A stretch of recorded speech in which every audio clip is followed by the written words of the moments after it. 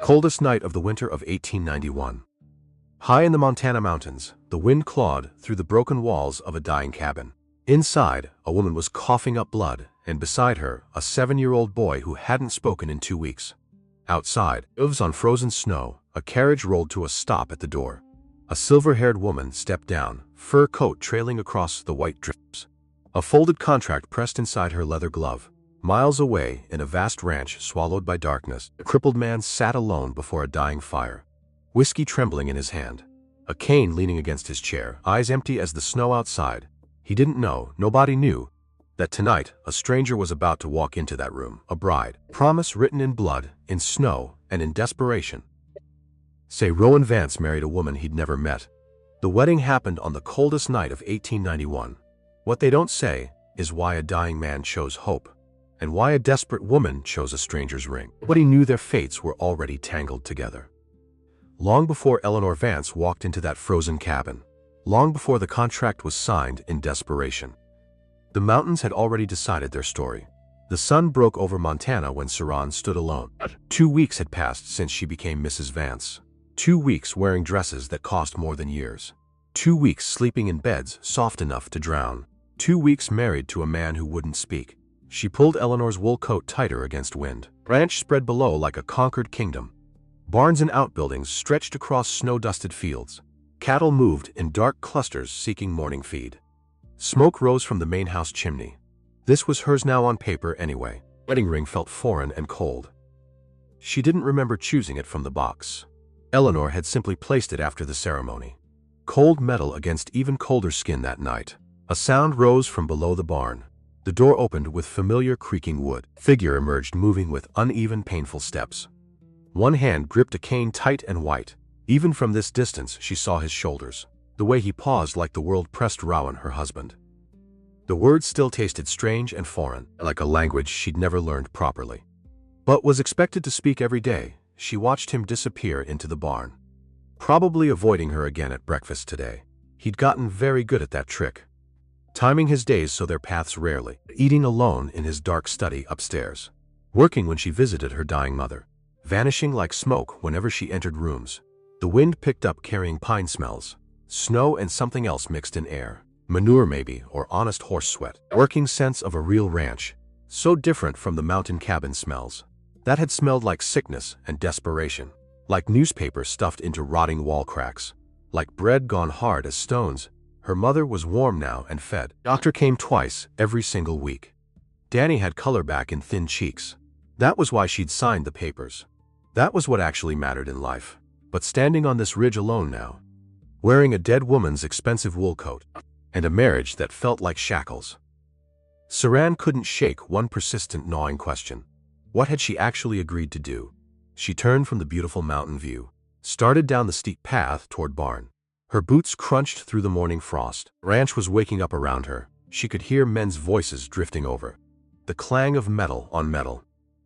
A horse nickering for its breakfast feed. Time to find out something important.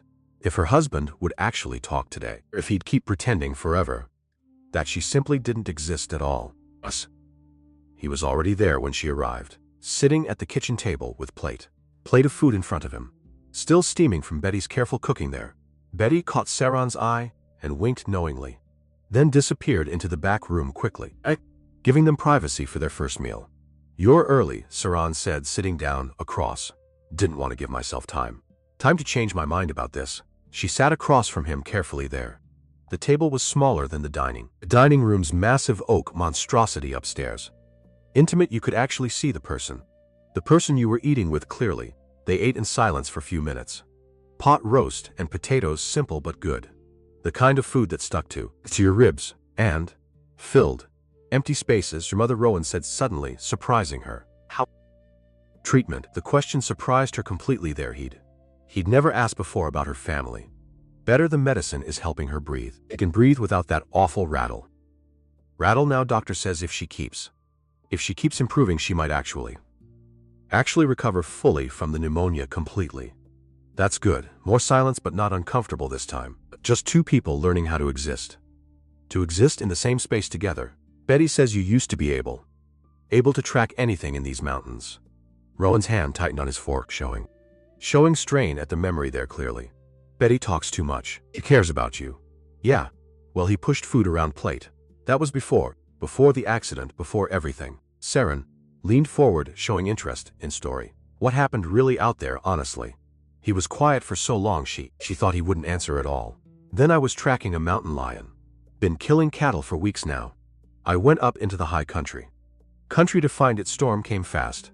Should have turned back, but I was young and stupid and thought I could handle anything mountain threw at. His eyes went distant, remembering that day. Remembering what happened on the mountain ridge. My horse spooked. We were on ridge. Narrow trail she reared, and I lost my seat, went over the edge. How far did you fall? 30 feet, maybe more. Hit rocks the whole way down completely. Seran winced. I remember the first impact, he continued. Then everything went white, completely blank there. When I came to, I was at the bottom, couldn't move, couldn't feel my legs, thought I was dead. But death hurt too much to be. How long were you there? 2 days. They found me on the third morning, half frozen completely. Legs crushed, lucky to be alive. He said the last part like joke. Like luck was the cruelest punchline ever. The doctors saved your life. Yeah, they saved my life and destroyed my future. Fair trade, right? That's not fair. Life isn't fair, Seran. You of all people should know that truth clearly. She did, but hearing him say it still stung with sharp truth. You're still here, she said to him. Still breathing, still capable of many things. That's not nothing at all ever. It's not enough. Not. He looked at her, finally really looked at her with full attention there. Because I used to be able to ride for days without stopping ever. I could track a deer through snow without leaving a single mark. I could work alongside the hands and match them hour for hour completely. I was useful, I mattered in life. And now I can't even lift a goddamn hay bale without falling on. The words came out raw completely there. Stripped of the bitter armor he wore. You think you only matter if you can do what you used, don't you? No, Seran set down her fork completely. I think we matter because we're here. Because we keep trying every single day. Because we find new ways to be useful when the old ways stop working for us completely anymore. Easy philosophy when you're not the one who's broken beyond all repair. I watched my father die slowly because his back gave out completely there. Watched him go from a man who could chop wood for hours to someone who couldn't get out of bed without help from us always. Ron didn't answer, but he was listening. You want to know what he said? Said at the end, right before Ron still listened. He said his only regret was giving up too soon on life completely, that he spent so much time mourning what he'd lost that he forgot to appreciate what he still had. His family, his mind, his ability to teach me things even if he couldn't do them himself anymore there. She reached across the table, stopped just short of touching his hand gently. You're not broken, Rowan, you're changed completely. There's a difference. He stared at her hand, at the space between them showing clearly there. I don't know how to be this version of myself anymore, honestly. Then start small one day at a time, moving forward, like eating dinner with my wife, exactly like that. Picked up his fork again there. Took a bite, chewed slowly, thinking carefully. This isn't so bad, he said finally. The food or the company? Both. It was the closest thing to compliment. To a compliment she'd gotten from him, she'd take it. 3 more dinners passed before Rowan said it with something like determination in his voice while finishing Betty's apple pie with careful measured bites there. I want to try riding again. Seran paused mid-bite, fork halfway to mouth. Riding, properly, not just sitting on Juniper while someone leads her around the ring. Actually riding, managing the horse myself completely. Going somewhere meaningful on the ranch property. When? Tomorrow, before I lose my nerve completely. Before I change my mind about this. I'll be there, you don't have to worry about me. I'll be there, she repeated firmly, clearly. No argument allowed at all here. He nodded, something that might have been relief crossing his face briefly there. Okay. The next morning broke cold and clear. Frost on everything that could hold it in the early dawn. The kind of morning that made lungs hurt to breathe the sharp air. The hands were already working when Seran and Rowan reached the barn. Saw them coming and grinned widely. Grinned with genuine pleasure at seeing them. Boss, ma'am, need help with anything today? Saddle Juniper, Rowan said with steady voice. Western saddle and bring her to the mounting block by the ring. Tom's grin widened, showing his excitement there. You got it, boss, right away. Word spread fast through the ranch hands. By the time Juniper was ready saddled, there were 6 hands gathered around, trying to look like they were working, failing completely at the pretense of normal. Seran saw them, and his jaw tightened with visible tension and growing anxiety. Gosh them, Seran said quietly to him. They want to see you succeed completely. That's all they want from this. They want to see me fail. No, they don't trust me on this. I've been watching them for weeks now. They miss the man you were before. They want him back in charge. Rowan looked at her, then at Horse, then at the mounting block waiting there. Juniper stood perfectly still, patient and steady, like she understood what was at stake. At stake for all of them today. Okay, he said more to himself than to her standing there beside him. Okay, he approached the block slowly, each step deliberate and measured carefully there. His cane thumping against the hard-packed dirt beneath their feet standing. When he reached it, he paused there, breathing hard and preparing mentally for what came next in this moment. Then he handed Seran his cane and gripped the saddle horn tightly there. The barn had gone completely quiet around them. Even the horses seemed to be holding their breath. Rin put his good foot in stirrup. I tested his weight carefully there slowly. The leather creaked under the pressure applied. Then he pulled himself up with effort. It wasn't smooth or graceful at all. His bad leg swung over the saddle with visible effort and strain showing. His face went white with sudden pain, but he was up.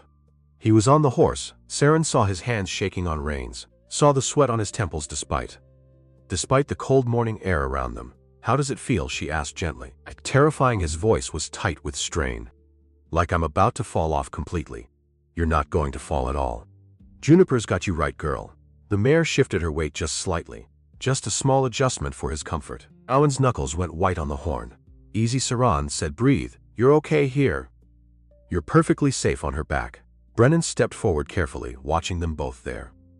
Want me to lead her around the corral, boss, like before? Owen shook his head with determination showing. No, I need to do this myself. He took the reins, adjusted them in. In his hands, remembered muscle memory, fighting with current reality and pain there. Then he squeezed his legs gently against Juniper's sides, giving her the signal. Juniper started walking, slow and steady, around the small ring, one step at a time, moving with careful precision for his comfort. She knew her job completely. Rowan sat rigid at first, every muscle tense and waiting for disaster. But Juniper knew what she was carrying. She moved smooth and careful, like she was carrying something precious, and by the second circuit some tension left his shoulders, showing gradual improvement there. By the third, his hands loosened on the reins, showing growing confidence building. By the fourth, he was actually steering her, making decisions, guiding her path around the ring with real control. The hands were grinning now, not hiding it anymore from their watching. Tom actually whooped with joy and excitement. Rowan brought Juniper to a stop in front of Seran with visible pride. His face was still pale, still sheened with sweat from the effort expended. But there was something else there now. Pride. I did it. You did. I'm on a horse I'm actually controlling a horse like I used to. How's the pain? Bad but manageable. She's worth it. He looked down at her from saddle. One more circuit around the ring. As many as you want, honestly. He rode 3 more times around there, gaining confidence with each lap completed successfully. Finding his balance, slowly remembering what it felt like to be in control of something powerful and alive. When he finally stopped, the hands applauded. Actual clapping, like he'd done something remarkable. Something worth celebrating together there openly. Maybe he had. The dead cattle were discovered 3 days. 3 days later, in the early morning, Rowan was working with Brennan on the books when Curtis came running. Out of breath, his face pale with, "Boss, you need to come quickly now. South pasture, something's wrong there badly." They rode out together, Rowan on Juniper. Moving better now after days of practice. Still in pain but functional enough to do the job required. What they found made Seran's stomach turn with revulsion at the sight there. 6 cattle dead, bloated and stiff in the morning sun, lying scattered. Foam around their mouths, eyes glassy, staring at nothing in the clear sky. Poison, Brennan said. He'd seen it before. Someone poisoned them deliberately last night. Rowan dismounted carefully, walked closer to scene, studying it with the trackers as eye he'd never quite lost, despite everything sustained. Despite the accident and the pain, Here he pointed to boot prints in the mud, recent and clear, too large to be from any of his hands working the ranch daily. Someone was here last night. Seran followed the tracks they led to the fence line, to a broken board that had been carefully replaced, just invisible if you weren't looking for. She found the bottle behind a rock. Empty, but the label was still readable. Still readable in the morning light clearly. Strychnine of Rowan. He came over, looked at the bottle. His face went hard with sudden anger. Deliberate. Who would do this? Someone who wants us to fail completely. Someone who benefits if the Vance Ranch. The Vance Ranch goes under and disappears. The Callahan place is just across boundary. Curtis offered helpful information there to them. Been trying to buy this land for years, got turned down every time. Rowan's eyes narrowed with growing suspicion there, clearly. Get the sheriff, I want this documented. And double the night patrols if someone's coming onto our land. I want to know about it immediately. The town meeting happened that night. Everyone who mattered was there in attendance. Ranchers, business owners, the sheriff himself there. Even Justice Miller, who'd performed their wedding, and Callahan standing near the back, watching everything with eyes that didn't miss anything happening in the room. He was maybe 50, prosperous, looking clearly there. The kind of man who smiled while calculating your exact worth to him. When Rowan finished describing the poisoned cattle, Callahan stood up from his seat slowly. That's terrible, Rowan, truly it is, honestly. These are dangerous times for a ranch. With he paused deliberately, there waiting. Uncertain leadership. The room went quiet. My leadership is fine, Rowan said, voice cold and controlled despite growing anger. Of course, Callahan's smile didn't reach his calculating eyes at all. I'm just saying, if things become too difficult, I'd be happy to take the burden off your hands completely. Fair price, quick sale, you could focus on your health instead of trying to run a ranch you're not really equipped for anymore, honestly. Seran watched Rowan's hand tighten on his cane until knuckles showed white. The Vance Ranch isn't for sale. Think about it, that's all I'm asking. Think about what's best for everyone involved. Everyone in this community here tonight. I have, and what's best is you staying on your side of boundary line and keeping your poison. To Callahan's expression hardened, showing his true nature then. Careful with accusations. Rowan, you have no proof of anything illegal here, not yet. The meeting dissolved into murmurs and whispers. People taking sides, measuring loyalty carefully there, deciding where their interests lay in conflict. Seran stood close to Rowan as they left together, making sure people would see and understand her position, would know she was with him completely. She was with him whatever came next. Outside, Callahan caught up to them alone this time, friendly smile back in place like nothing had happened inside. Mrs. Vance, he tipped his hat to Seran with exaggerated politeness showing there. I don't believe we've been properly introduced. We haven't. James Callahan, I knew your father actually. Good man, died too young, sadly. Something cold slid down Seran's spine like ice water running through her veins. You knew my father. Oh, yes, we had some business dealings. Dealings before he passed away, unfortunately there. Land disputes and such, nothing ever got resolved, sadly, but I always thought the Hale claim had real merit. He looked at her directly, making sure she understood what he meant. If you ever want to discuss it, my door is open to you. Might be justice to be had here. For both of us. Then he was gone, disappeared into the crowd like smoke dissipating there. Rowan stared after him with growing concern. What was that about? I don't know, Seran said honestly. But she had a feeling she was about to find out soon enough. Seran couldn't sleep that night at all. Callahan's words kept circling through her mind. Like vultures over a fresh carcass there. I knew your father. Land disputes claim. The Hale claim had merit. What claim? Her father had owned nothing valuable ever. Just a cabin on 40 acres of Rocky Mountain land, barely enough to survive on, nothing worth disputing over, was there. She got up while it was still dark outside and found Eleanor in the study. The old woman rarely slept either these days anymore. Tell me about my father. Eleanor looked up from the ledger she'd been reviewing in the lamplight there. Her expression gave nothing away at all. What about him? Callahan said they had business land disputes. What was he talking about exactly? Eleanor was quiet for a long moment. Then she closed the ledger with a soft thump that echoed. Sit down. Seran sat. Your father filed a homestead claim in 1886, Eleanor began slowly. 40 acres on the northern boundary of of what's now Vance land entirely there. The claim was legitimate, he had papers, had worked the land for required time. Then what happened? My husband wanted that land water rights. Mostly there's a spring up there, critical for summer grazing of cattle herds. Eleanor's voice was flat, reciting facts like they didn't cut deep into memory. He challenged the claim in court. Used expensive lawyers, buried your father in legal fees. Eventually, the judge who owed my husband favors ruled against the Hale claim completely there wrongly. The land became ours. Seran felt something cold spreading in her chest like poison through veins. You stole my father's land. My husband did. I opposed it strongly. I was a woman. My opposition meant nothing to him then. And my father, he didn't have the money to appeal. So he moved his family higher into the mountains, to that cabin where I found you recently there dying. That's desirable land, harder to farm successfully. But it was all he could afford. He died on that ridge, Seran said quietly, remembering the story told. The one overlooking the disputed land there. They said he fell fixing cabin roof. That was a lie, wasn't it? Eleanor met her eyes, no flinching ever. He'd gone up there to survey what should have been his land legally. To stand on land he'd earned and lost to corruption and lies then. The fall wasn't from the cabin ever. It was from heartbreak and exhaustion and the knowledge that he'd failed family.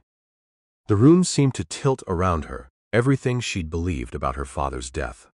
Her father's death was completely wrong always. He hadn't died in a stupid accident. He'd died because the Vances had taken everything from him illegally there. Why did you come to my cabin? Seran's voice shook with growing anger building. Why offer the marriage guilt? Yes, Eleanor didn't look away from accusation. I couldn't give your father justice while my husband lived and breathed there. But after he died, I started trying to make things right when possible. Small things at first, helping mountain families when I could manage it quietly. I heard about your mother, about the pneumonia, about the children who would starve if she died. And I saw a chance to give back what my family took wrongfully there. The ranch should have been partly yours. Father's 40 acres should have been Danny's inheritance, but its rights completely there. This marriage, this arrangement, it's restitution, not charity. Seran stood, the chair scraped loud against the floor in the quiet room. You think giving me your broken nephew makes up for stealing my father's land for killing him slowly? No, but it's all I have to give. It's not enough. Seran walked out, her hands shaking with rage, her mind racing through implications. Everything was contaminated now, completely there always. The marriage, the safety, even the food. Food in her stomach felt like it. It came with blood on it. She went to the barn, found Rowan working despite the early hour there. He looked up when she entered, saw her face and knew immediately what happened. She told him all of it, completely. The land, the court case, his uncle's corruption, her father's real death from heartbreak and injustice. Done. Rowan listened without interrupting, his expression growing darker with each word spoken there. When she finished, he sat down, bridle idle. He'd been mending with careful attention. I didn't know. I believe you. My uncle was a bastard. I knew that much, but I didn't know about your father specifically there ever. Does it change anything knowing that your family destroyed mine completely and utterly? Does it change anything for you knowing you married into the family that killed your father slowly with injustice? They stared at each other across the barn in the early light. No, Seran admitted honestly there. I'm so angry I can barely think straight, but I'm also here because of Eleanor's guilt. My mother is alive because of it. Danny has a future, and you and I, She trailed off, not sure what they were exactly to each other. We're trying, Rowan finished for her gently. Trying to be something other than what we started as in this arrangement. Yeah. He moved closer, careful, like approaching a spooked horse that might bolt suddenly. Knew about the disputed claim. That's why he mentioned it to you last night. He wants to use me against you. Probably he'll offer to help you prove the claim was legitimate, get you those 40 acres back legally somehow. All you have to do is testify against the Vance family, help him prove we're corrupt, that the ranch should be broken up completely. Seran felt the trap closing around her. And then he buys it all at auction. Exactly. What should I do? Ron looked at her, really looked at her with full attention given freely. What do you want to do? It was the first time he'd asked. Asked what she wanted, not what she needed, not what was practical there. What she wanted. I want justice for my father, Seran. Seran said slowly, thinking through her answer. But not like this, not by destroying what we're building here together carefully. By helping a man who poisoned your cattle and probably has worse plan for us later. You're sure? No, but I'm choosing you anyway. Something shifted in his expression there clearly. Relief, gratitude, something deeper than surface. Thank you. Don't thank me yet, we still have to deal with Callahan somehow. We will together. 3 days later Callahan came calling directly. Not to the ranch, that would be too obvious for his purposes clearly. He found Seran in town at the general store shopping alone. Mrs. Vance, that smile again friendly as a snake preparing to strike there. I hoped we might talk. I have nothing to say to you. Not even about justice, about what your father was owed by rights. Seran kept loading supplies into her basket. My father is dead. Justice won't change. No, but it might give your brother a future, the land that should have been his inheritance rightfully. She stopped, looked at him directly there. What do you want? I have documents, original surveyor maps, land office records, they prove your father's claim was legitimate, that the court ruling was fraudulent, completely wrong. With your testimony, we could reopen the case, get those 40 acres back. Maybe more. And what do you get? Just as same as you. Liar. Callahan's smile thinned, showing his true nature. Careful, Mrs. Vance. You want the Vance ranch broken up so you can buy it cheap. Don't care about my father or justice or anything except profit. And Eleanor Vance cares, the woman whose husband stole from your family completely. The woman who married you off to her crippled nephew to ease her guilty conscience. Words hit like slaps because they were partly true despite everything. At least she's trying to make it right by giving you a broken man and a tainted name. That's not restitution, that's insult. Ron isn't broken, right? Isn't he? Callahan leaned closer, threatening her. He can barely walk, can't run ranch properly, the hands don't respect him. And he's drinking himself to death one bottle at a time slowly there. You think that's a future worth protecting? I think you're a man who poisons cattle and tries to manipulate desperate women, and I think you should leave now. Callahan's expression hardened, the friendly mask slipping. You're making a mistake. Maybe, but it's my mistake to make. She left him there, walked back to the wagon without looking back once. But her hands were shaking as she climbed onto the seat there. Legal challenge came 2 weeks later. Papers delivered by a stern-faced lawyer, working for Callahan's interests there, clearly stated. Callahan was contesting the validity of Rowan and Seran's marriage completely there, claiming it was a sham, of fraud designed to keep the ranch in Vance's hands when Rowan was clearly incompetent to run it properly anymore. If he won, the ranch could be seized, put into receivership, sold at auction to the highest bidder available, which would be Callahan. He's not subtle, is he? Rowan stared at the documents with growing anger. Poisoned the cattle, try to turn my wife against me. When that fails, attack the marriage directly instead. In the study, Eleanor, Rowan, Seran, and the family lawyer present. A man named Harrison who'd served the Vances for 30 years faithfully there. He has a case, Harrison said grimly. The marriage was arranged, transactional in nature. You barely knew each other then there. There's no evidence of genuine affection or cohabitation. We live in the same house, Seran said, defending their arrangement there clearly. In separate rooms with locked doors between you. The staff will testify to that if called. It won't look. Rowan slammed his hand on the desk.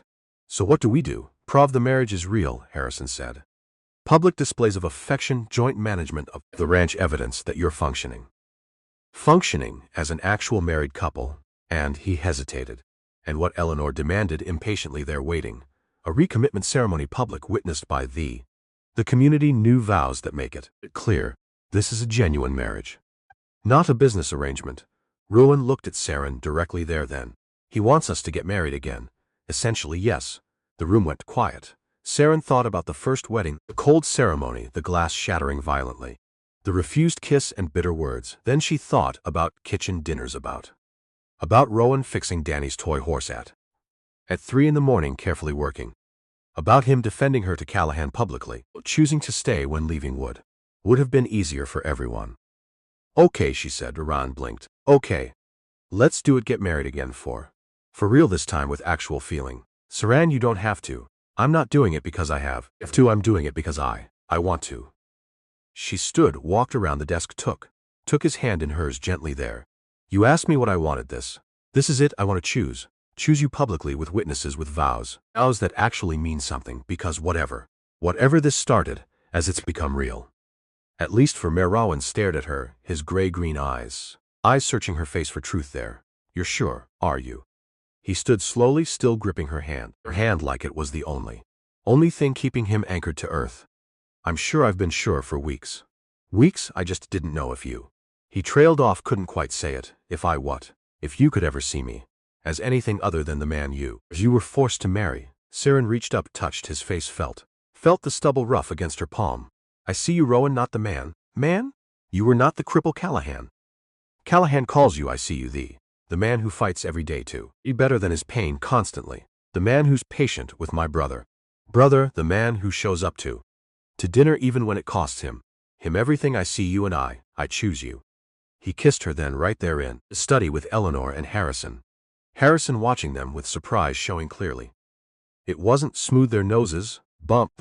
The angle was awkward, but it was real. When they pulled apart, Eleanor was smiling. Well, she said, I'd say that's proof enough for me. The wedding was planned for 2 weeks.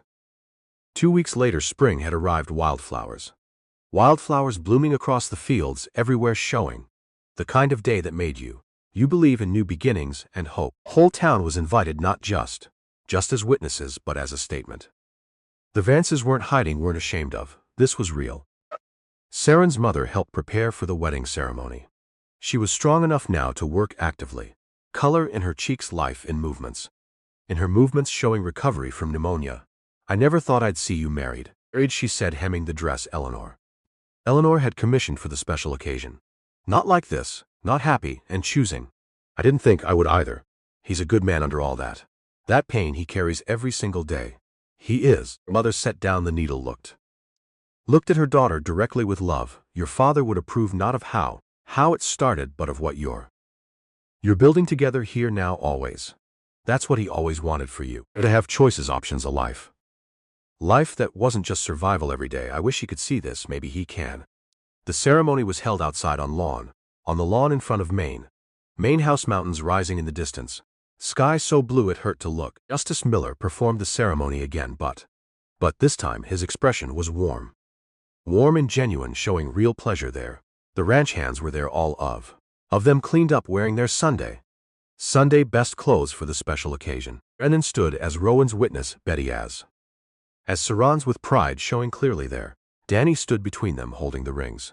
He'd been practicing his words for days, whispering them to himself, making sure he got them right today. Justice Miller asked for the rings. Danny stepped forward with clear confidence. I give Seran to Rowan, he said clear and strong without hesitation there. And Rowan to Seran, because they chose each other. Seran felt tears prick her eyes suddenly. Rowan's hand tightened on hers, showing emotion. Then it was time for vows completely. Rowan went first. No paper, no preparation, just words from the heart. I'm not good at this, at feelings or poetry or any of the things I'm supposed to say, but I know this. You came into my life when I'd given up, when I was ready to die drunk and bitter and alone. And you wouldn't let me. You pushed and challenged and refused to accept that I was broken beyond repair. He paused, swallowed hard with visible emotion. You saw me when I was invisible.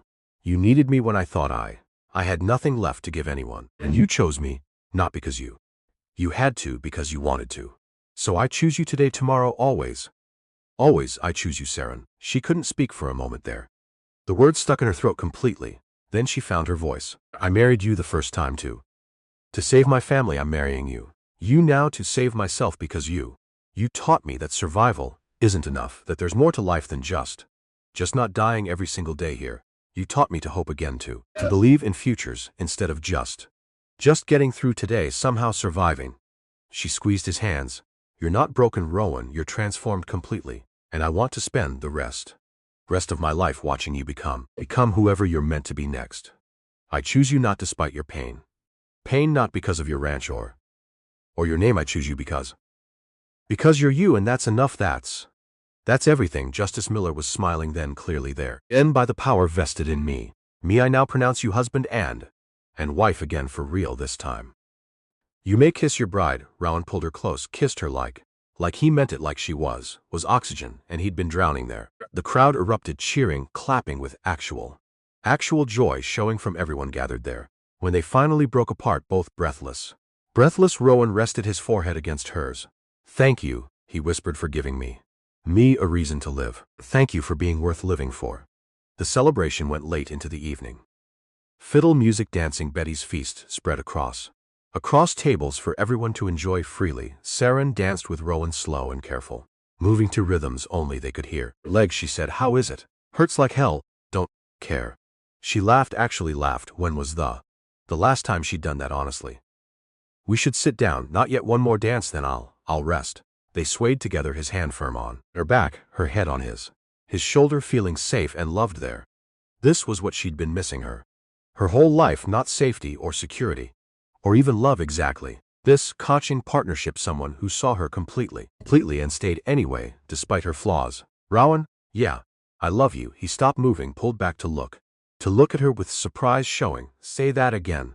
I love you. I think I have for a while. I was just too stubborn to admit it, honestly. He kissed her soft and slow, like they had all the time in. I love you too, he said against her lips. So much it scares. Good, we can be scared together. Eagle challenge was withdrawn the next day, completely without any explanation given. Harrison brought the news himself, looking relieved but puzzled by the sudden change. Callahan dropped it. No explanation, just filed a motion to dismiss everything completely. That doesn't make sense, Rowan said clearly. He was so sure he could win. The wedding changed things. Hundreds of witnesses saw you recommit, saw genuine affection. It would be hard to argue fraud, so we won, for now. But something felt wrong completely there still. Callahan didn't strike Seran as the type to give up just because one strategy failed against them completely here. He'd try something else, she just didn't know what yet. 3 days later she found out exactly. She was checking on the cattle in the south pasture when she saw smoke rising from unexpected location there. Not from the house, from the old line shack on the eastern boundary. Nobody used it, hadn't for years now. But someone was there now, clearly working. She rode closer, careful and quiet, moving through the trees without being seen. Voices drifted from inside. 2 men, maybe 3, discussing something important there secretly. Next week, when they move the herd to summer pasture. Too many to watch. We hit then, and if someone sees us, they won't. We'll be in and out before dawn. Seran's blood ran cold with sudden fear. She recognized one voice, one of Callahan's ranch hands. She'd seen him in town before today, clearly there. They were planning something big and dangerous for the Vance ranch here. She needed to get back, warn Rowan. But if she moved, they might hear. She waited, barely breathing, until the voices moved away from the shack completely. Then she rode like hell. Seran's horse was lathered by the time she reached the ranch building there. She'd pushed harder than she should have, but time mattered now more than. She found Rowan in the barn with Brennan. They looked up when she burst in, breathing hard and frightened. It happened. Rowan saw her face and straightened with immediate concern, showing there. Callahan's men at the old line shack. They're planning something, an attack during the cattle move next week. Brennan swore loudly with anger showing clearly. You're sure about this? I heard them. 3 men, maybe 4. They were talking about hitting us when the herd is spread out when we're vulnerable to attack. Owen's jaw tightened with growing determination there. We need to search that shack, see what they left behind as evidence. I'm coming with you. No, it could be dangerous. I'm coming with you, she repeated firmly. No argument allowed at all here. I looked at her, saw the steel in her eyes, and nodded acceptance. Brennan, get Tom and Curtis armed. We leave in 10 minutes. The line shack was empty when they arrived, but someone had been there. There recently, fresh boot prints everywhere visible. The smell of coffee still in air. Rowan searched methodically, the tracker in him, never quite gone despite everything that had happened to him. Here he pulled a leather saddlebag from under the broken cot. Inside there, they left in a hurry, forgot this. Inside were maps, detailed drawings of the Vance ranch showing everything important there. Patrol routes marked weak points circled clearly, showing extensive planning and reconnaissance work done. And a letter old yellowed with age. Age, but the words were clear enough. Rowan's hand started shaking as he read. Read it, his face going pale with. What is it? Seran moved closer, concerned. Handed her the letter without speaking. It was dated 2 years ago, addressed to someone named Mason from Callahan. The Vance boy is getting suspicious about them missing cattle. We need to handle this before he exposes everything. To make it. It looked like an accident, the saddle girth. Girth should do it once he's gone. Gone, the old woman won't last long. Then the land is ours. Seran felt the world tilt around Rowan. My accident wasn't an accident, his voice was hollow and broken there. Callahan and Mason, they planned it, they tried to kill me. Brennan had gone pale with shock showing. Mason was your foreman back then before I took over the position here. He died 6 months later, Rowan said quietly, remembering those dark days clearly.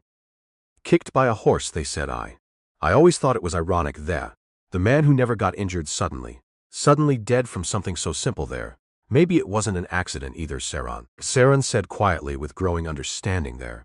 Maybe Callahan tied up loose ends completely. Rowan sank onto the cot, the letter still in his hands, trembling there. I've spent 2 years thinking I was stupid, that I should have been careful, that the fall was my fault for being reckless there. His voice cracked with pain. But it wasn't. I was sabotaged, betrayed by men I trusted, left to die in the snow alone. Seran knelt in front of him, took his face in her hands gently. This wasn't your fault, none of it. You were betrayed. That's not weakness. Weakness, that's evil done to you. I should have seen it coming. How you trusted your foreman, that's not stupidity, that's being human completely there. He looked at her, really looked at her, and something in him finally broke. The wall he'd been holding up for 2 years completely around his heart, the bitter armor that had kept everyone out from touching his soul. It crumbled, and he wept, not quiet tears, real sobbing. 2 years. Years of grief and rage and betrayal. Betrayal pouring out like a dam breaking. Seran held him, let him break, knew that sometimes breaking was the only way to heal completely and properly. When Rowan finally quieted, his voice was raw from crying and releasing pain. I've been so angry at myself, at the world, at everyone who looked at me with pity, because I deserved it, thought I'd brought this on myself somehow foolishly. But you didn't. No, I didn't. He looked at letter again with clearer eyes now there. Callahan did this. He tried to kill me, and when that didn't work, he's been trying to destroy the ranch ever since then, completely here. The poisoned cattle, the legal challenge, all of it. What do we do? Rowan stood, his eyes had changed completely. The bitter resignation gone, replaced by something harder, clearer, and more determined now. Purpose. We finish this, we take this evidence to the sheriff, we make sure Callahan pays for what he did. And the attack they're planning, we'll be ready, let them come. This time I won't be caught off guard. The confrontation happened 3 days later, completely. Not at the ranch, in town, in front of the sheriff and half the county watching everything happen. There, Ron presented the evidence clearly and methodically. Letter, the maps, testimony from ranch hands about the poisoned cattle found dead in the south pasture recently.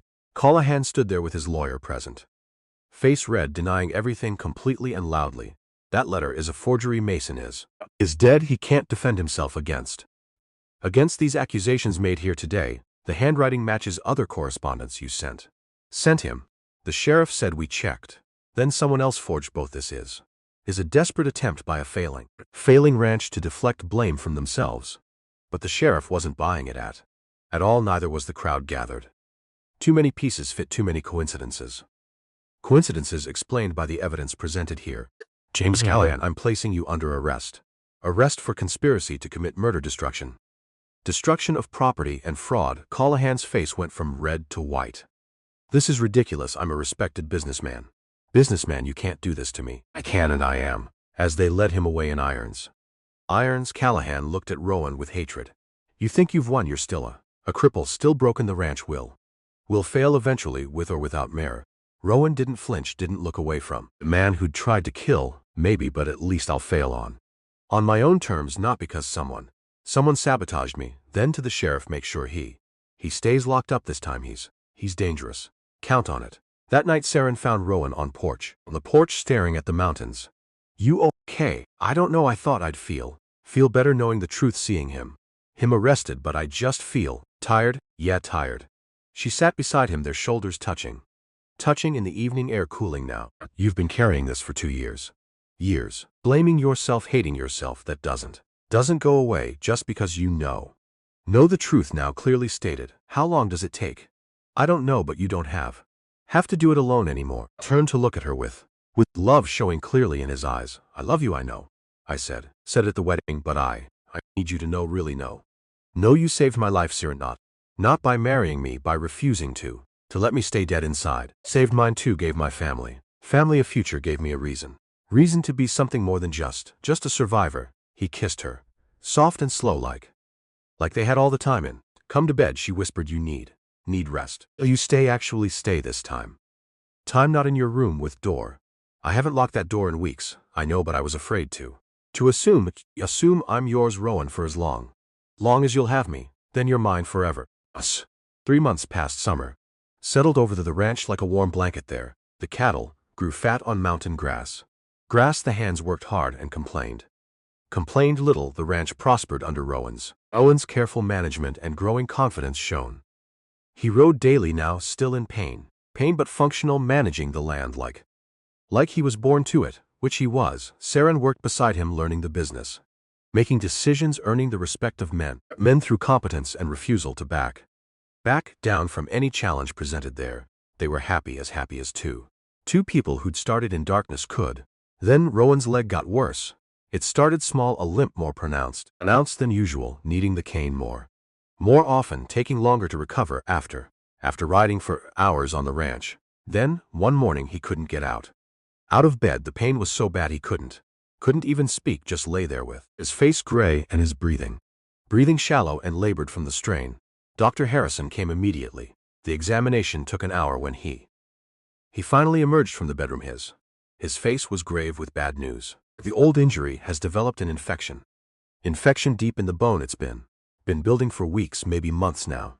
Can you treat it? Seran asked her, her voice steady despite the fear, clawing at her chest with sharp talons. I can try antibiotics, hot compresses, rest, but if it doesn't respond. He trailed off. What?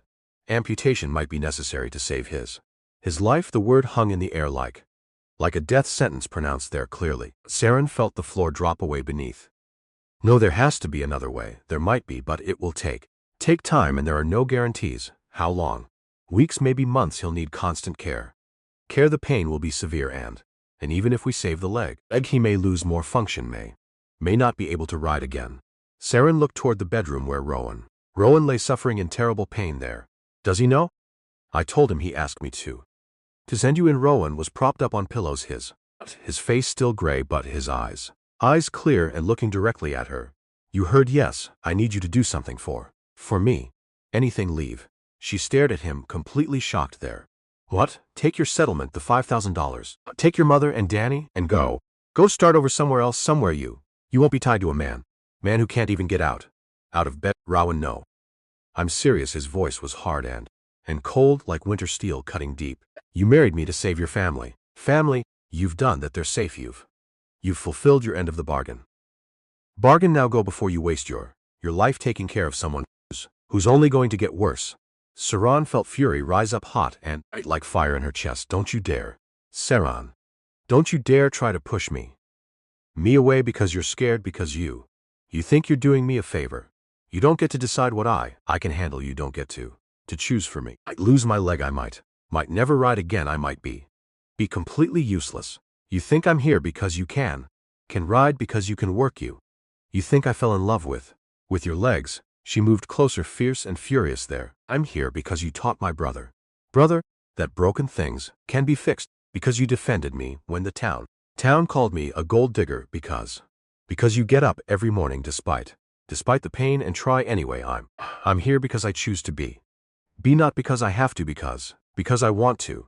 You deserve better. I deserve you, all of you, healthy or sick, whole or broken. That's what marriage means, Rowan, not just the good parts, all of it. If I can't give you what you need, you already have. You gave me a home, a family, love. You think Think losing a leg changes that. His eyes were wet with tears showing. I'm terrified. Me too, but we're terrified together. That's the deal, remember. He reached for her hand, gripped it tight, like holding on to life itself. This how to be helpless again. You're not helpless, you're sick. There's a difference. And you're not alone. I'm here. Eleanor's here, the ranch hands. Hands, Dr. Harrison, we're all here. You just have to let us help. Help. I'm not good at that, I know, but you're going to learn. Learn starting now. She climbed into bed beside him, careful of his leg, and held him while he cried again. 2 years of walls all coming down at once like a dam breaking. To understand the ridge you must go back 2 weeks to the cabin. Back to the moment Eleanor Vance arrived. With an offer that would change everything. The door didn't slam open that day. It creaked on old protesting winter hinges. Seran had been checking the empty traps. 3 days running and absolutely nothing caught. The rabbits had either moved on completely or grown smart enough to avoid her. She kicked snow off her boots hard, stepped into the dark, cold cabin space. Silence hit her first and hardest. Her mother's cough was completely gone now. That awful wet rattle haunting their nights. In its place existed only terrible silence. Just the wind outside howling relentlessly, and the settling of very old wood. Danny sat in the corner perfectly still, 7 years old and silent as graves. His eyes tracked her movement without sound. Hadn't spoken in 2 full weeks now, not since the last jerky ran out. Then Seran saw her standing there watching. A woman in expensive furs near bedroom. Silver hair pulled back painfully tight looking. Face weathered but strong and calculating. Eyes that measured everything they ever saw. The woman spoke with educated, smooth tones. Nothing like the rough mountain drawl here. She'd given Mother laudanum for the pain. Hoped Seran didn't mind the intrusion today. Seran's jaw clenched tight with instant anger. Who the hell was this woman anyway? Vance, she said, expecting clear recognition. Of the Vance Ranch, the largest operation. 3 counties couldn't match their cattle numbers. Seran's face stayed completely blank and cold. Eleanor continued explaining their vast remote holdings. Seran had never heard of them before. Because she was dying up here, Eleanor. That's because you're dying up here literally. Eleanor's gaze swept the broken cabin slowly. The cracked windows stuffed with dirty rags. Empty shelves visible through kitchen doorway. The floorboards rotting where the roof leaked. Quite literally dying from what I see. Seran moved past her into the bedroom. Her heart hammered against ribs painfully hard. Her mother lay on the narrow bed. Breathing shallow and wet sounding still there. Her face had gone gray like snow. Her lips tinged blue like father's corpse. Mama Seran knelt taking her mother's hand. The skin felt paper thin and cool. Mama, can you hear me at all? Mother's eyelids fluttered, without opening fully. A weak sound escaped her throat weakly. Something between a word and final sigh. Pneumonia, Eleanor said from the dark doorway. Advanced stage, requiring immediate hospital care now. Laudanum helps, but it's just symptoms. She needs a hospital and proper medicine. Warmth and food and things you can't. The truth hit like fists to stomach. Seran had known her mother was sick. Had been sick since October's first snow, but seeing it laid out so plainly made it real in ways she'd avoided. They were out of time completely now. Out of options, out of everything except pride. You couldn't burn pride to stay warm. What do you want? Seran stood up, squaring her shoulders, despite being shorter far. People like you don't just show up with free laudanum and medical advice freely. What's your angle in all this? Eleanor smiled without warmth but with respect. You're smarter than you look, I see. Good. I have a proposition for you. One that will save your mother's life. Keep your brother fed every single day, and give you a roof overhead that doesn't leak during every winter storm. I'm listening, Seran said, crossing her arms. Marry my nephew. Words hung in air between them. Absurd and terrifying all at once together. Seran waited for the punchline or catch. But Eleanor's face stayed completely dead serious. You're joking, I've never been more serious in life. Eleanor moved into the small bedroom space. Her expensive boots clicked on rough floorboards. My nephew Rowan was injured 2 years. A riding accident in the high country. His horse went over a ledge badly. He survived, but his legs were destroyed, barely with a cane. But the pain is constant every moment, and it's made him extremely difficult now. Difficult how? He's driven away 3 nurses and two housekeepers and a physical therapist too. He refuses visitors and barely eats anything. Spends most time locked in his study, drinking whiskey and feeling sorry for himself. The ranch is suffering because he won't manage it properly at all anymore. The hands don't respect him these days, and I'm getting too old to run. Seran crossed her arms tighter against cold. Still not hearing why I should care. About your family drama at all, honestly. Because I'm offering you a real trade. Eleanor's voice hardened like winter steel now. You marry Rowan and make honest effort. Live with him and help manage household. Give the appearance of proper marriage always, and in return I'll move your mother. We have a doctor who visits twice. She'll have her own warm room always. Warm fires and regular meals every day. Proper medicine that actually works for pneumonia. Your brother too gets all that care. He'll have food and education and future. A future that doesn't involve freezing slowly. And what does your nephew get exactly? A reason to stop feeling sorry always. Company whether he wants it or absolutely. And perhaps if you're as stubborn enough. Someone who won't let him drink himself into an early grave like his father. Eleanor tilted her head, studying Seran carefully. You're strong from mountain life, I see. Used to hardship and not prone to theatrics or vapors like city girls. Rowan doesn't need another delicate flower here. He needs someone who will look at a crippled man and see still. See a man who can still be. Words settled into Seran's chest heavily. A crippled man and a bitter drunk. A marriage that was really just servitude. Except this time she'd be trapped completely. Trapped by vows instead of just poverty. Every instinct screamed at her to refuse. To tell this rich woman to take her proposition and get out. But then her mother coughed, that sound. That wet rattling sound that seemed forever. And Danny whimpered in the other room. And Seran knew she didn't have choice. Not really. This was survival, same as trap lines. You did what you had to do. How do I know you'll keep word? Seran asked quietly. About my family's safety. Eleanor reached into her fur coat slowly. Pulled out a folded document with care. This is a contract, legal and binding. It stipulates that your mother and brother will be cared for on Vance Ranch. For the duration of your marriage completely. With full access to medical care always. Food and shelter guaranteed by law here. If the marriage ends for any reason, receive a settlement of $5,000. And safe passage to wherever they choose. $5,000. Seran had never seen that much ever. Her father had died with $17. And a mortgage on a worthless cabin. $5,000 could set them up forever. I need to think about it. Overnight. You have until morning, Eleanor said firmly. I'll be staying at the boarding house. If you agree, we'll leave tomorrow afternoon. There's a justice of the peace nearby. Quick and simple with no fuss needed. And if I say no? Eleanor's expression didn't change at all then. But something cold flashed in her eyes. Then I wish you and your family the best of luck in these mountains. You'll need it. She left without another word, then gone. The door clicked shut with terrible finality. Fever broke on the 10th day. Day of his illness finally ending there. Ron woke to find Seran asleep in the chair beside him, her hand still holding his through the night. She looked exhausted, hair unwashed, dark circles under her eyes from watching over. Seran, she jerked awake. What do you need? Nothing, I just wanted to see you. She started crying, relief pouring out like water from a broken dam. You're awake, actually awake. The fever broke. Long. 10 days. That long. It was bad, Dr. Harrison thought. She couldn't finish the sentence there completely. But I'm still here. Yes, you're still here. He tried to sit up, gasped at the pain still present there. Easy, she helped him, adjusted the pillows. Leg is still healing, it's going to hurt for a while. Did they take it? No? The antibiotics worked, you get to keep your leg. He sagged back. Thank God. Dr. Harrison says you'll need months of recovery that you might not regain. Gain full function. I don't care as long as you're here. I'm here. I'm not going anywhere. Even if I can't ride anymore. Can't work the ranch like I used. Even then we'll figure it out together. Eleanor passed quietly 3 weeks later, not from illness or injury, just age. Her heart simply stopped one night in her sleep peacefully without suffering there. Seran found her in the morning peaceful, as if she'd finally allowed herself to rest after years of carrying burdens. The funeral was small the way Eleanor would have wanted it. No fuss, no dramatics, just family and people who'd worked the ranch for decades. They buried her on a hill overlooking the valley under a pine tree, a tree with a view of mountains.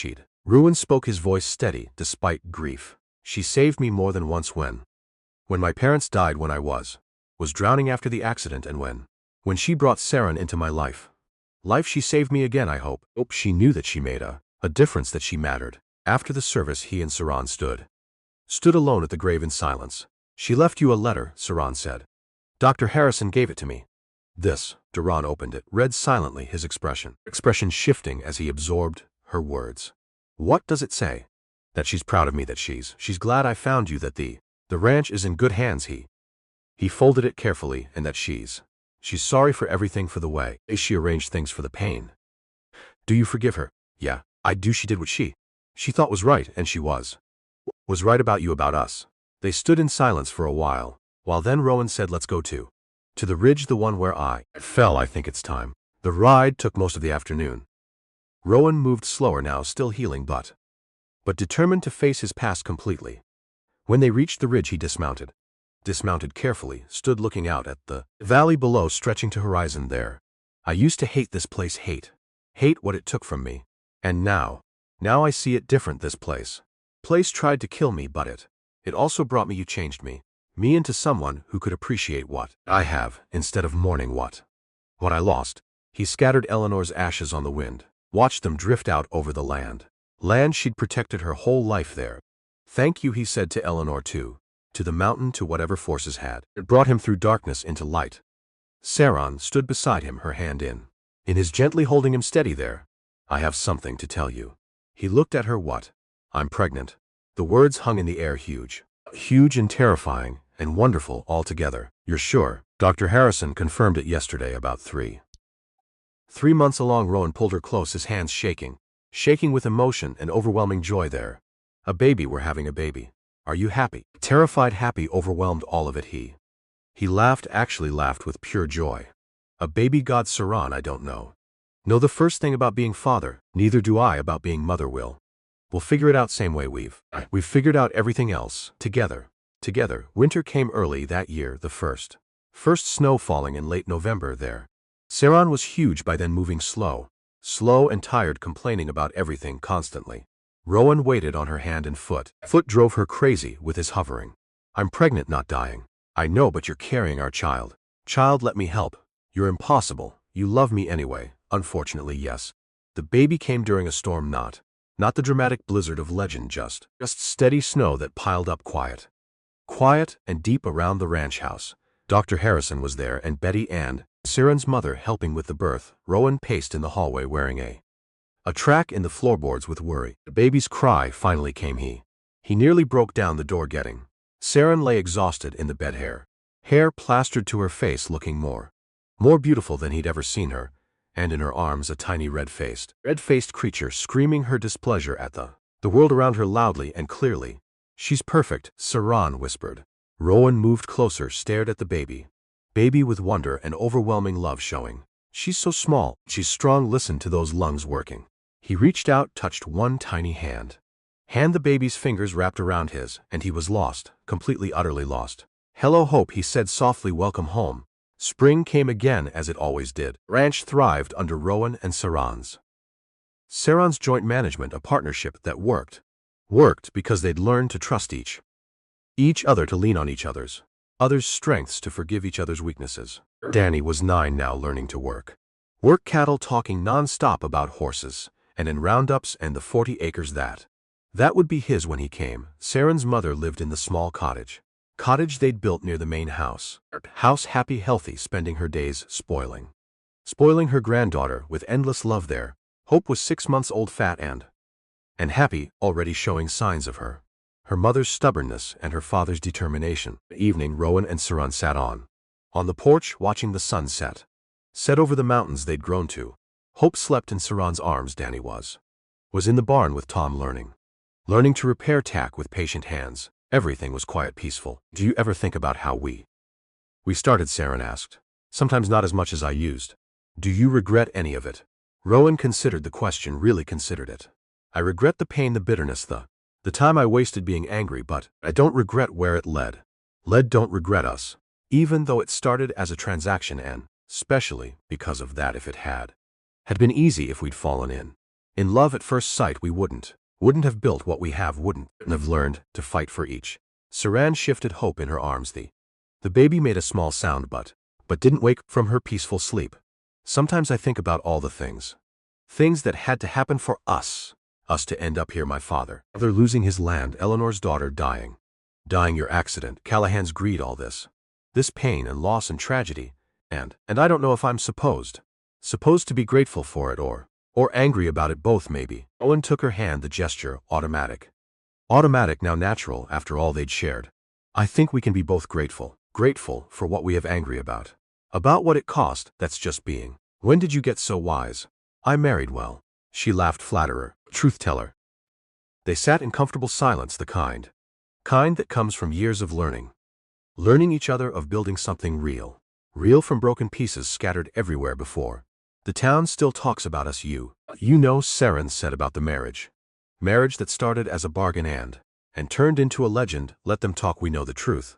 What's that? That love isn't about how you start, it's about what you choose to build day after day, year after year, even when it's hard, especially when it's hard. Hope stirred, opened her eyes. They were gray-green like her father's, exactly there. She looked at Rowan and smiled, that toothless baby smile that made everything else disappear completely from view there. She's going to be beautiful, Seran said. She already is. She has your strength, your fire, and your stubbornness. That's from both of us. Seran leaned against him, tired but content with the life they'd built together. Tell me we're going to be okay. Okay, that all of this will last. I can't promise forever, nobody can, but I can promise today and tomorrow. Tomorrow and every day I have breath. Breath in my body. I choose you. I choose this. I choose us. That's enough. Yeah, it is. The stars came out one by one bright and cold and eternal there. The mountains stood silent witnesses to everything. Everything, the pain, the joy, the endless cycle of seasons turning always forward. And in that moment, sitting on the porch of the ranch that had almost destroyed them both, Rowan and Seran Vance were exactly where they needed to be, not because fate demanded it, because they had no choice, but because they'd chosen it, every day, in every way that mattered. And that choice, that stubborn, impossible, beautiful choice, was the legacy that would last long after the mountains crumbled to dust. That night Seran sat by Mother's bed, holding her hand and watching her breathe, the rise and fall of chest beneath the thin quilts they still owned. Sometimes her mother would stir in sleep, mumbling words that didn't form sentences clearly. She opened her eyes directly at Seran with sudden brief clarity there. Baby girl, she whispered, her voice barely audible in the dark, cold room. You're so cold. I'm fine, Mama. No, her mother's grip tightened with surprising strength still remaining inside her. You're always so cold now, I see, ever since your daddy died that day. Like you're frozen inside completely now, child. I'm just tired, Mama, that's all, honestly. Don't let it kill you, her mother's eyes drifted closed again slowly. Don't let the cold win this fight. But the cold had already won everything. The cold had been winning for years, slowly eating away at their lives completely, their hope and their chances at survival. This wasn't about beating the cold now. This was about surviving it somehow still. And if that meant marrying a stranger, living in a house full of strangers, then so be it. She'd do it. She'd survived worse, probably. Morning came gray and bitter as always. The kind of dawn that promised nothing but more of the same freezing. Seran dressed in her best clothes carefully. A wool dress her mother had made 3 winters ago, faded blue but intact, and braided her dark hair back neatly. She looked at herself in cracked mirror above the wash basin and barely recognized herself. 22 years old and already aging out, lines forming around her eyes from squinting, her hands rough and scarred from work. Danny watched her from his corner silently, his thin arms wrapped around knees tightly. He still hadn't spoken or eaten bread. I'm going to make this better now, she told him, kneeling down to eye level with her baby brother there. I promise you'll have food again soon. Real food, and Mama's going to get medicine that works from real doctors. But I need you to be brave. Can you do that for me, please? He nodded once, slow and mechanical only. Good boy. She kissed his forehead gently. Feeling the heat of low fever there, she walked to town in early afternoon, her boots crunching through the crusted snow. The boarding house sat on the settlement edge, a 2-story structure that looked almost elegant compared to the rough cabins and stores. Eleanor was waiting in the parlor, dressed in traveling clothes that cost fortunes. I'll do it, Seran said without any preamble or hesitation at all now. I'll marry your nephew. Eleanor nodded as if she'd never doubted the outcome at all, ever. Wise choice. Sign here. The contract was exactly as Eleanor described. Cold legal language that reduced their arrangement. Reduced it to terms and conditions only. Seran read it twice, making absolutely sure no hidden clauses or tricks anywhere inside. When she was satisfied, she signed carefully. Her hand shook slightly, making letters waver. Excellent. Eleanor produced a small leather purse. Counted out $20 in bills slowly. Immediate expenses, get your mother ready. And brother ready to travel today now. My men will bring a wagon tonight. You'll come with me right now though. Now, the sooner we get this done properly, the sooner your family receives proper care. Unless you've changed your mind suddenly now. Seran thought of her mother's gray face and Danny's hollow eyes staring. No, I haven't changed my mind ever. It traveled in a carriage that cost a small fortune, pulled by horses. 2 massive horses that looked well fed. The interior was lined with leather softness. Warmer than any space Seran had occupied. She sat rigid on the bench seat, acutely aware of how out of place her worn dress and rough hands looked. Eleanor sat across from her, apparently content. Content with silence for the long journey. After an hour of watching mountains roll, Seran couldn't take it anymore at all. Tell me about him, your nephew, honestly. What's he really like beneath the bitterness? Eleanor considered the question for long moments. Before the accident, Rowan was extraordinary, truly. Fearless in every way that mattered most. He could track anything that moved ever. Survived a winter alone in high country. When he was 19, just to prove. The ranch hands would have followed him. Into hell if he asked them nicely. And after he's a ghost wearing Rowan's face. The pain is part of it, certainly. The doctors say his legs will never fully heal at all ever again. That he'll deal with chronic pain forever. But it's more than that, I think. He lost himself up on that mountain, and he can't seem to find his. You really think marrying him off will fix that completely, somehow, magically now? Eleanor's laugh was sharp and completely humorless. No, but I think it might stop him from putting a bullet in his head, which is more than I can say for now situation. No pressure then? Oh, there's plenty of pressure, Miss Hale. Make no mistake about that at all. I'm not doing this out of charity.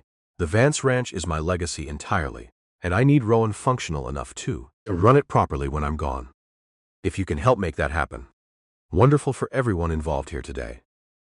If not, she shrugged, well, at least your family will be cared. They arrived at the ranch as sun was setting, painting snow-covered fields. The main house rose against the mountains, like something out of a storybook almost. 3 stories of white-painted wood and stone, with wide porches and tall windows glowing. Everything neat and well-maintained despite harsh winter. Home sweet home. Eleanor said dryly, without any warmth in her voice then. Come, let's get this over with quickly.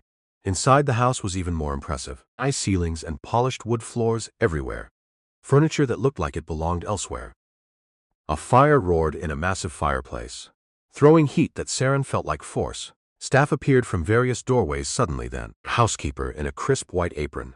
A couple of ranch hands tracking snow. A cook wiping flour-dusted hands on skirts. They all stopped and stared at Seran. With varying degrees of curiosity and confusion. This is Miss Seran Hale, Eleanor announced. She'll be marrying Rowan this evening, quickly. See that the guest room is prepared, and someone fetch Justice Miller from town. Tell him, it's urgent business tonight now. The staff exchanged glances but didn't question. They scattered to their tasks, leaving Seran standing in the grand entryway feeling like. Where is he? Seran asked. Your nephew, upstairs in his study where he always. Eleanor sighed, removing her fur coat carefully. I should warn you, he doesn't know about this arrangement at all yet. I thought it best to present him with a fait accompli rather than give. You're telling me he doesn't even know? He knows I've been looking for solutions. He just doesn't know I found one. Or what it looks like exactly now. Every instinct screamed at Seran to run, to get back in that carriage, and race back to her cabin quickly. But she thought of the wagon coming to collect her mother and Danny, thought of the warm room and doctor, and the food, and she forced herself. The study was at the end of a long hallway lined with portraits. Eleanor knocked once perfunctory, then opened the door without waiting for response. The room beyond was dark despite evening, lit only by dying fire and grate. It smelled of whiskey and old smoke, something else, pain maybe, or despair. Rowan sat in a leather chair still, one hand wrapped around a glass amber, the other gripping his cane tightly there. His dark hair needed cutting, badly falling, his jaw shadowed with several days' stubble. He didn't look up when they entered. Go away, Eleanor, he said, his voice rough and unused like gravel grinding. I'm not in the mood for lectures. I'm not here to lecture you, Rowan. I'm here to introduce you to wife. It got his attention completely and fast. His head snapped up, eyes finding Eleanor. Then sliding to Seran with cold assessment, the contempt in that gaze was immediate. My what? Wife, Eleanor said calmly, as if discussing the weather outside today. This is Seran Hale, you'll be married. Married this evening quickly, Justice Miller's coming. She's agreed to marry you in exchange. In exchange for medical care for family. It's a business arrangement, nothing more. Here. You get a wife to manage household, she gets security and resources for mother. Everyone wins in this arrangement, I think. Everyone except Marin turned those cold eyes back completely. Back to Seran with open contempt showing.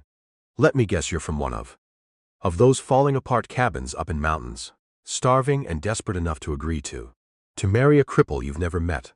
The word came out like a curse, heavy with self-loathing and bitter anger there. Seran felt her jaw clench tight hard, anger rising to meet his contempt fully.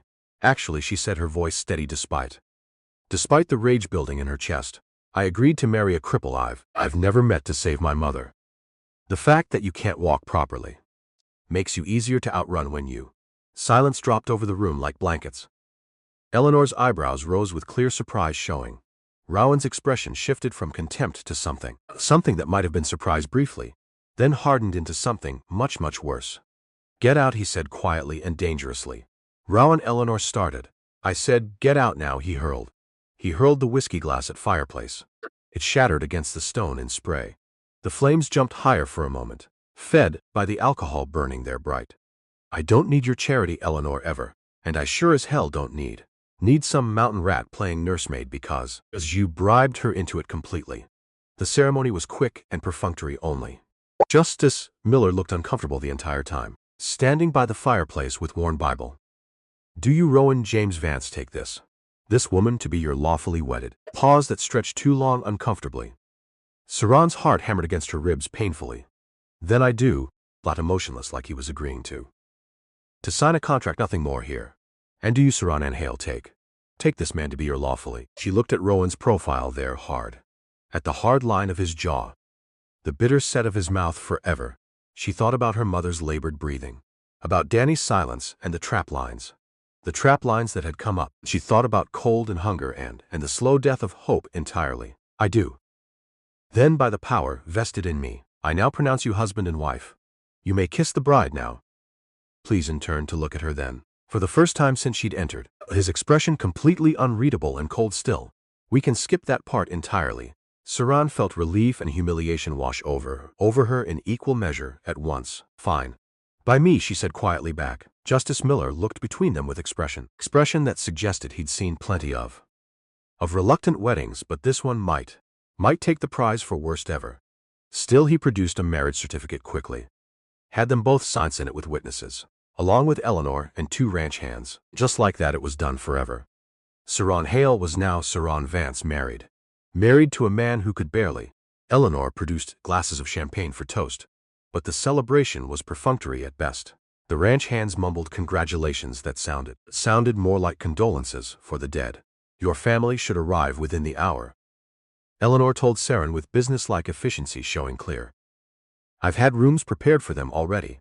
The doctor will examine your mother first. Thank you. The words felt inadequate completely. But Seran didn't know what else Eleanor had bought her family's lives with a marriage contract and a promise. The debt felt crushing and onjoked. Don't thank me yet, Eleanor's smile thin. Haven't started earning your keep here. One, show your wife to her room. She can find her own way surely.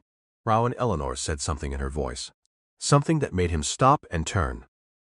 Made him turn back with expression that could have curdled milk. Completely there. Show your wife to her room now. The silence that followed could have been cut with a knife blade easily.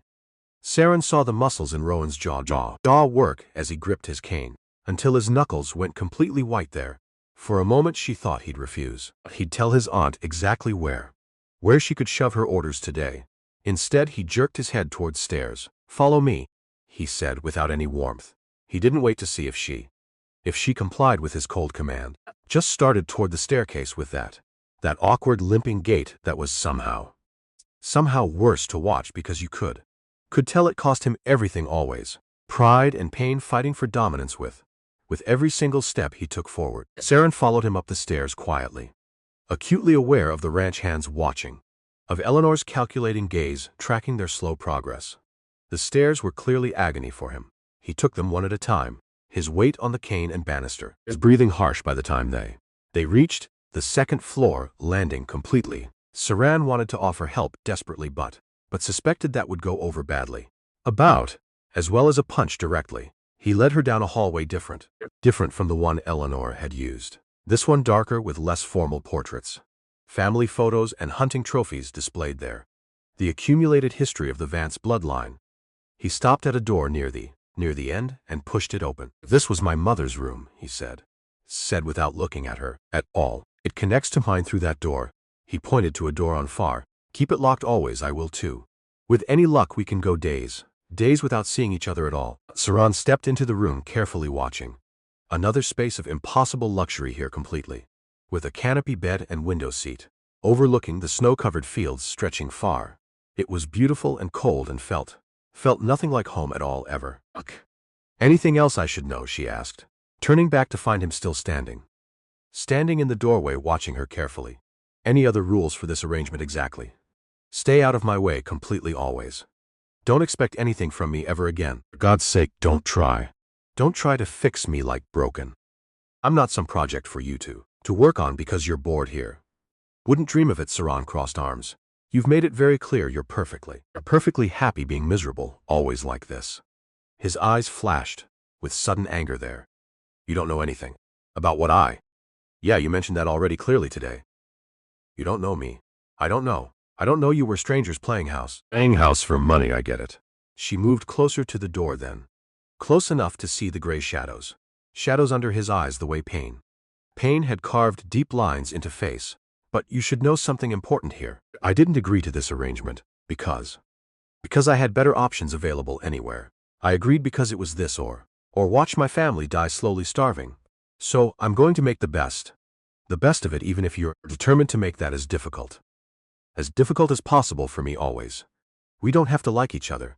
We don't even have to talk much, but we're stuck together now completely so we might as well try not to make each other completely miserable."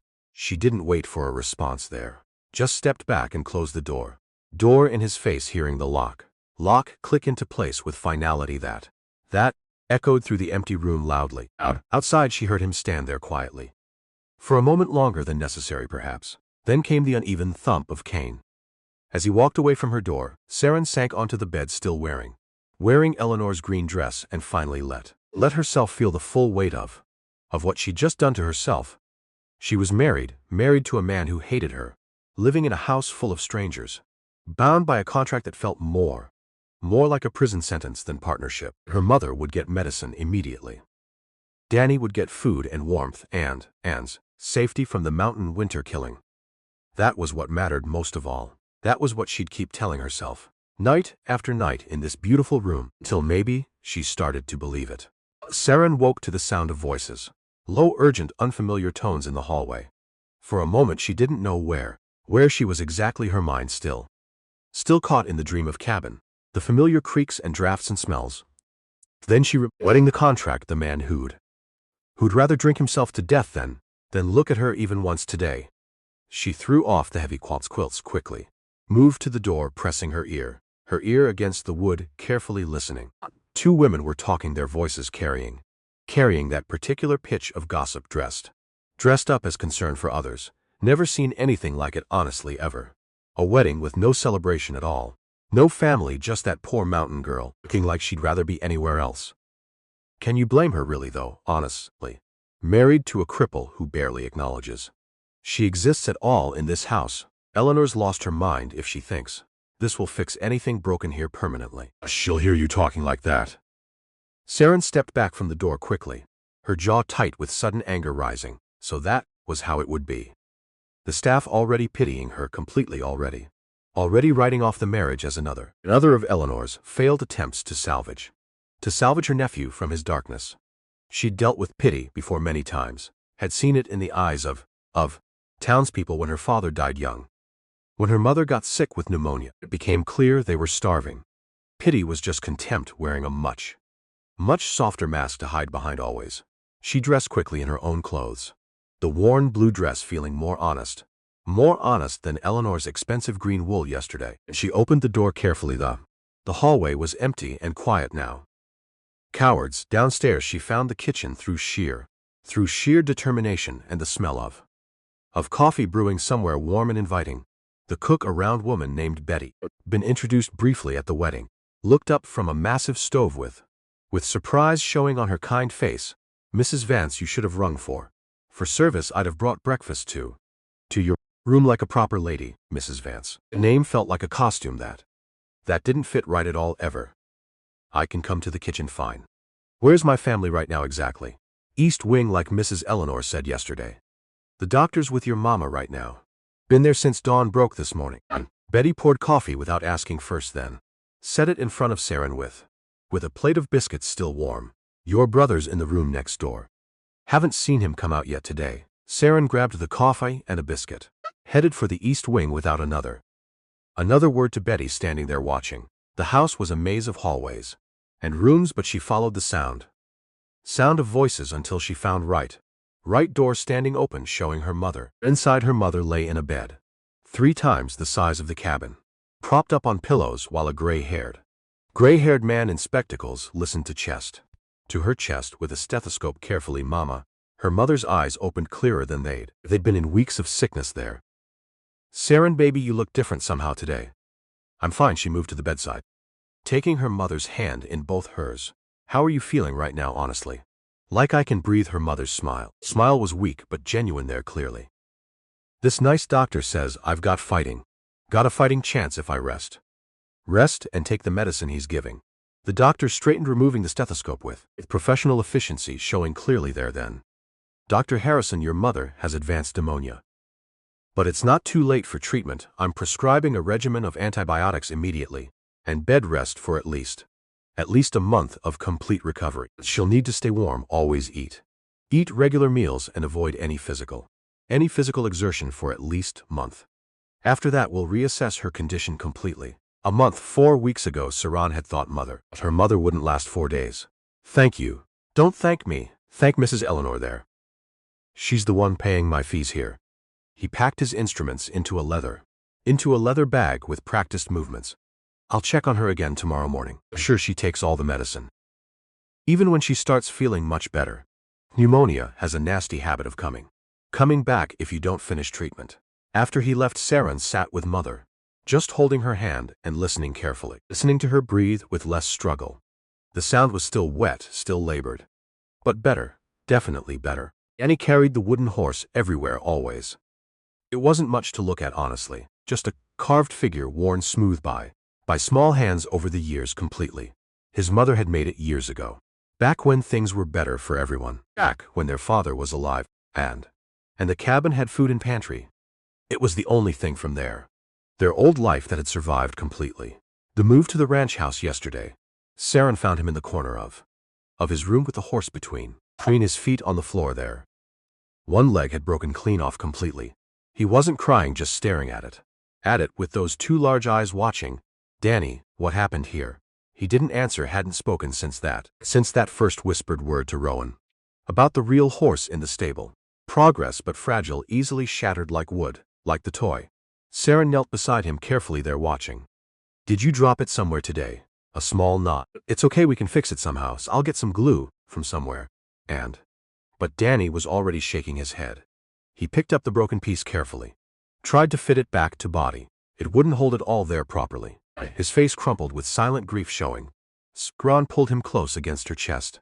He pressed against her, silent sobs shaking his thin shoulders with held back. "Shh, it's all right, we'll fix it, I promise you that." She wasn't sure they could, honestly. The break was clean, but the wood was old and brittle completely. It might not hold even with repair. She stayed with him until he fell asleep, exhausted from silent crying, then laid him gently in bed and took the broken horse with her. Maybe one of the ranch hands knew something about woodworking and repair here. Maybe someone could. The next morning she found it there. The horse sat on the kitchen table, whole, perfect, and better than before ever. Repair was invisible to see completely, and someone had taken the time to recarve details that had worn away. The mane and the tail and the delicate legs with perfect precision. Betty was at the stove making breakfast for the household staff there. "Who fixed this?" Seran picked up horse. Picked up the horse, carefully examining work. Mr. Rowan Betty didn't turn around still working at the hot stove there. Saw him in the workshop at 3 in the morning last night. Figured he couldn't sleep again like usual. Happens most nights since the accident happened. He fixed Danny's horse, seemed so. Seran stared at the toy carefully now. At the careful work and attention to the details shown in every carved line. This wasn't something you did quickly ever, or carelessly without thinking much about it. This was hours of patient work by someone who understood how much a small thing could matter to child. She found Rowan in the barn again. He seemed to live there most days. Away from the main house and people. You fixed Danny's horse, she said. He didn't look up from the bridle. From the bridle he was mending with careful attention to the worn leather. It's broken, I fix broken things. Things when I can manage it properly, the words hung in the air there. Weighted with meaning he probably didn't intend to share with her today. Thank you, Seran said quietly to him. He hasn't smiled in weeks of sadness He smiled this morning when he saw Rowan's hands stilled on the leather work. Just for a moment longer than normal.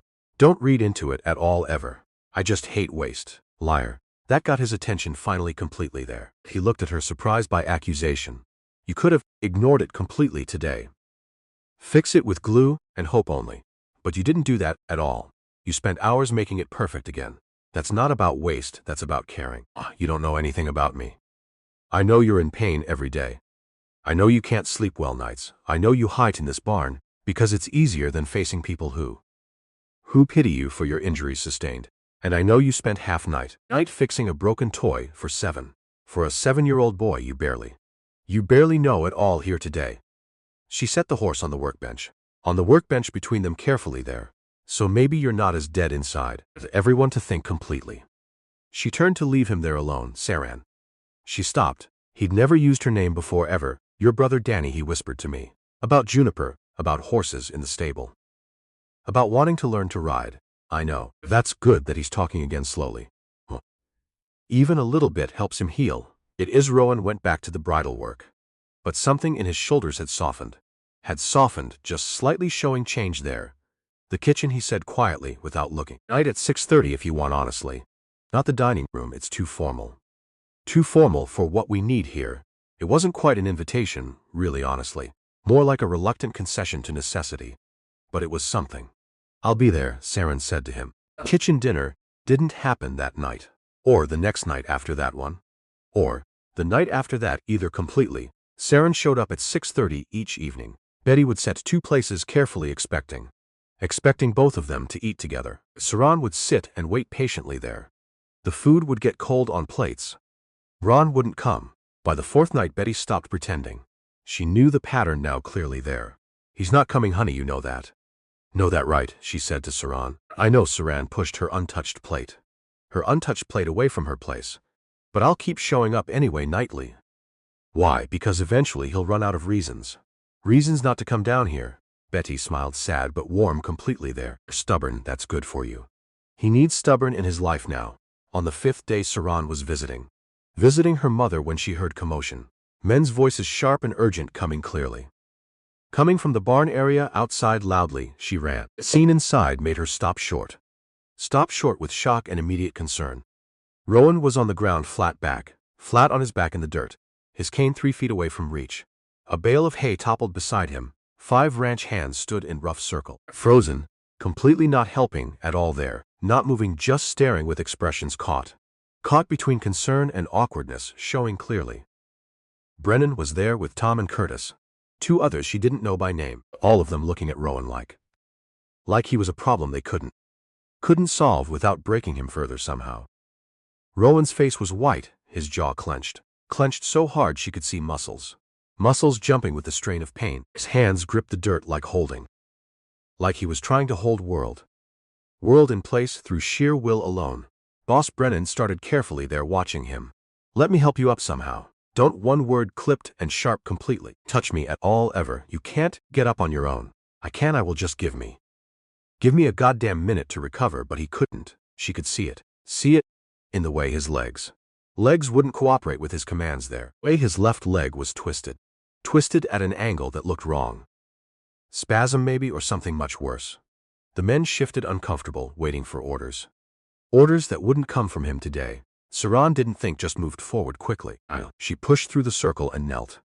Knelt beside him, ignoring his sharp intake. Sharp intake of breath when he saw. Don't, he said again, but quieter now. Almost pleading with her to leave him. Too late, she assessed the situation quickly there. His leg was locked, muscles seized tight. Not broken, but not right either completely. Tom, get warm water now, quickly please. Brennan, his cane, everyone else, back to work right now, immediately, she commanded. The men hesitated, looking uncertain about orders. I said now. Brennan nodded, jerked his head at others. They scattered, grateful, probably to have excuse to leave this awkward situation completely. Tom brought the water in less than 2 minutes, set it down beside her without a word spoken there. Then he was gone too quickly, just her and Rowan and the smell of hay and humiliation filling air. I don't need you playing nurse here, I'm not playing, she tested his leg. His leg gently, and he hissed in pain from her careful touch there. Your leg is cramping badly, this helps. Accept it or suffer alone, your choice. Seran, shut up and let me work properly. She'd done this before with her father, after he hurt his back in fall. The principle was the same, always here. Gentle pressure with warmth and patience showing. She worked in silence, feeling the muscle slowly release under her hands carefully. Feeling him gradually stop fighting her help. His breathing evened out, the white drained from his face, slowly showing improvement. The tension in his shoulders eased just a fraction, showing he was healing. You don't have to prove anything here, she said quietly to him while working. Already saw you fall and get back up, that's enough for them. I wasn't trying to prove anything, honestly. I was trying to work normally here, by lifting bales you know you can't. I used to be able to. There it was, the heart of it, heart of his pain and anger. I used to be able to. How many times had he said that? Said that to himself, in dark moments. How many things had he tried and failed at because his body wouldn't cooperate anymore with his mind completely. I used to be able to go 3 days without eating. Bodies change, we adapt or we die. Easy for you to say.